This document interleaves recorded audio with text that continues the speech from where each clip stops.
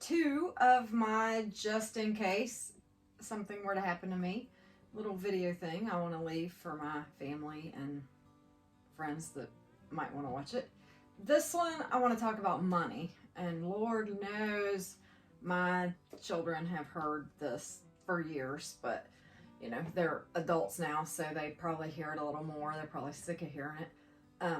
But just in case they forget my advice, I'll throw this out there. Really for anybody that doesn't get good financial advice. Yeah, I live in Appalachia, which is not known for being a wealthy area. I think a lot of people don't even grow up with financial decisions or money management being a discussion. Special guest appearance by Willow via audio. First of all, the first thing I want to say is when I was growing up in the 70s and 80s, the big thing that people would say about your future is, oh, you want to grow up and work at McDonald's? Maybe I do.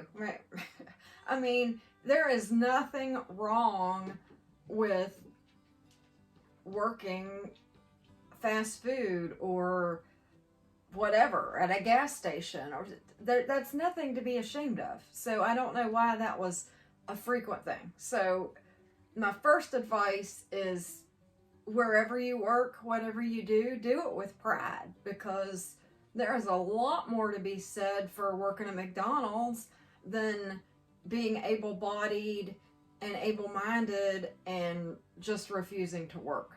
So do what you want and take pride in that.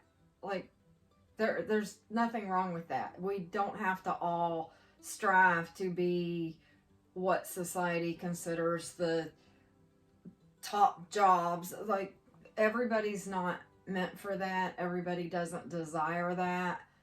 So whatever you do for money, do it with pride, within reason. I mean, as long as your job is legal, I would like to add. If you're doing something illegal, don't do that with pride. But yeah, take pride in what you do, and don't feel like you need to be always trying to keep up with society's ideas of what's good or bad or whatever.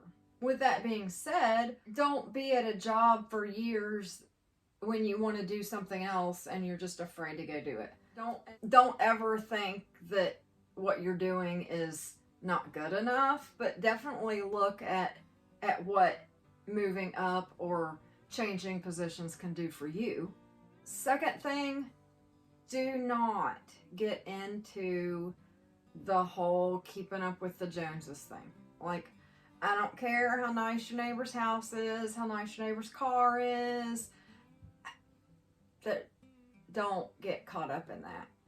Purchase things that you want for you, that bring you enjoyment, and don't feel like you need to always be getting the next best thing. That is a big suck by society. We're a consumerist world. They, whoever they is, want you to spend your money. So, making you feel like you're being left behind if you don't have the newest iPhone or the newest car, or that is a trap, and getting sucked into it just means you've got to work harder and longer, and you're never going to get caught up.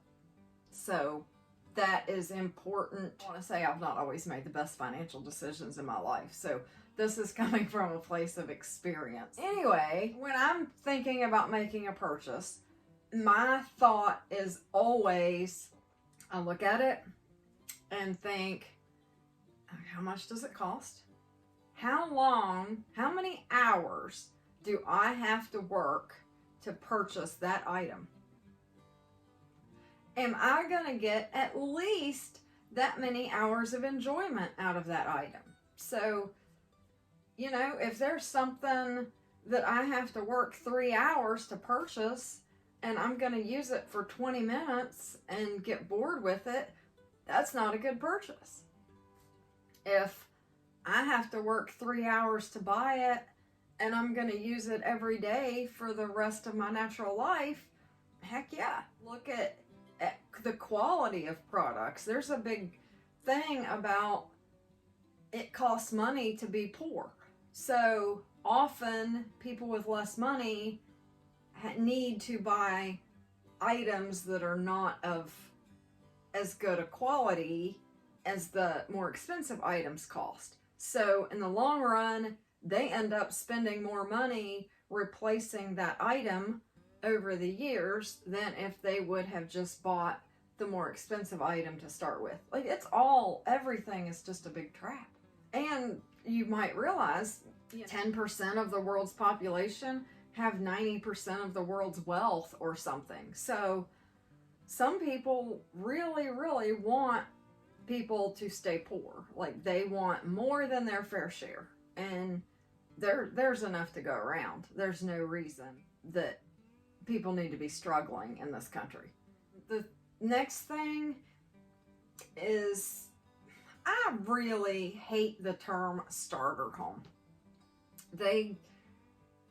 Here's a great starter home.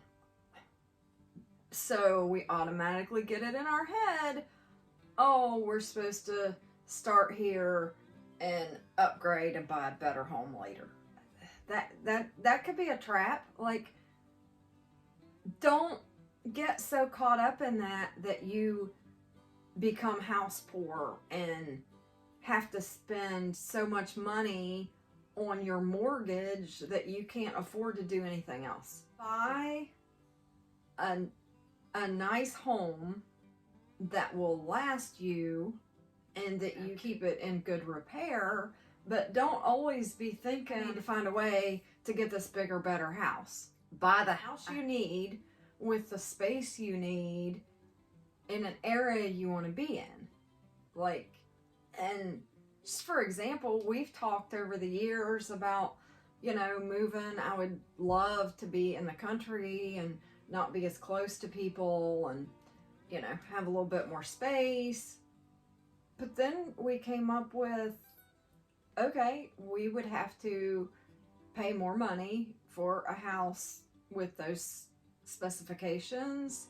And then if we're doing that, we'd have to give up something else, which in our case would be traveling and hobbies. So it's probably where we're going to stay, because we can't warrant spending the money for a better house and then not getting to do what we like to do. I hope I'm explaining it well, but don't spend so much money on a house that you can't enjoy your life. Don't. That's silly. Same with vehicles. As soon as you pay your vehicle off, you start getting things from the dealership. Oh, your car's paid off, come and trade in.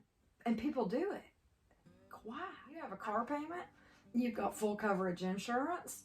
I don't want a car payment.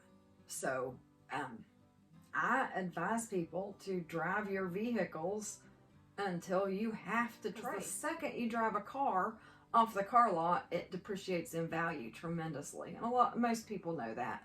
A car is rarely a good investment. The COVID pandemic has completely changed the car buying process.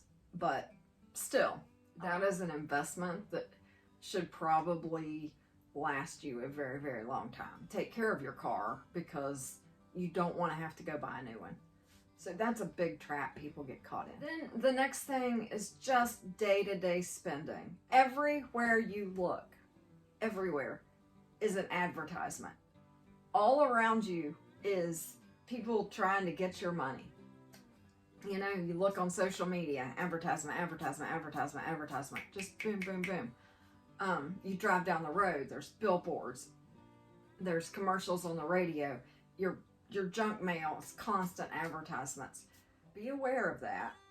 Like, one thing I read is every time you see an ad, think advertisement, advertisement, just to train your brain that they're advertising to you. And then, now with all the algorithms, they can advertise to you exactly what they know you want to buy or you would buy. So that's even more targeted, more to get your money. Just be aware day to day how much money you can spend on things you don't really want or need because somebody has sucked you into that. And just as an example of that, walk around your house, open your cabinets. How many towels and washcloths do you really need? How many do you use? Why do you have so many? Same thing with dishes and clothes. We all buy too many clothes. And there is another reason that really bothers me, and that is the impact it makes on the world as a whole. There's a video about this landfill just full of clothes overseas that have been shipped from America. And it's like mountains and mountains of clothes. If you buy something that you enjoy wearing, why is it out of style the next season? I mean, a t-shirt is going to last you for a long time unless you get stains on it or rip it or whatever. Why do we need 30 t-shirts? Eating out, like we spend probably, it costs 4 or 5 times as much to eat out as it does to eat at home. My generation was growing up, there wasn't a fast food restaurant on every single corner, so that wasn't as big of a draw. But you know, now today we're all busier and busier and busier. We're out in the rat race, and going home and cooking dinner just seems like an insurmountable task, so we run through the drive-thru. And you know, for 2 people, there's 25 or 30 bucks. That's another trap people get caught in. The next thing is just, it's all of these things tied up. Do not spend more than you make. We all have fallen into that trap where we got a raise. Oh, I'm getting $30 more a month. Now I can get this. It's only going to cost me $25 a month. Raise is gone. We're not getting ahead. Like, live below your means. Don't live at your means. Certainly don't live above your means, which a lot of people do. Then I know you've probably looked around at people and thought, how? And they've got a lot of really nice stuff. How do they do that? It's often by credit cards, and they are in debt so far that they're never likely to get out. So do not fall in the trap of living at your means where you need every dime you make to survive. That, again, it's just a big thing to perpetuate us having to work till we're 75 years old. Like, live below your means. If you can afford a $600 a month car payment, buy a car that costs $500 a month. If you can afford a $1,500 a month mortgage, get a $1,000 a month mortgage. Live below your means. Then you're more free.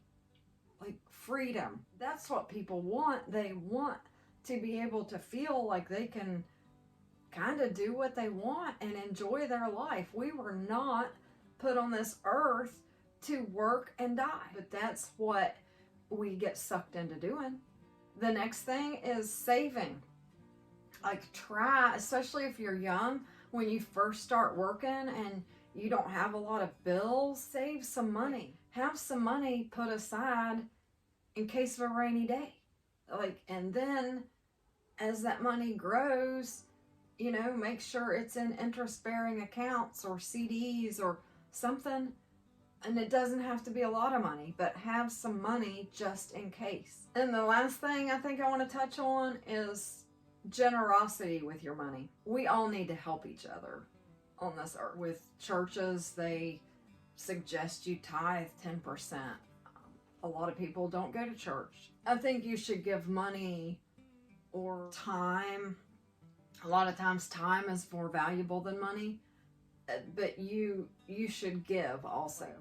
Everything's not about accumulating and saving, and you also need to give. Also be aware of people that might be trying to take advantage of you. You have to find a line there that of where you're being generous and thoughtful, but not being taken advantage of. And I'm also going to do another video about givers and takers and humans in general. Just my view on that. Anyway, when I leave this plane, then and my children have started to forget my lectures about finances, then they can be reminded of my thoughts on that. Love y'all.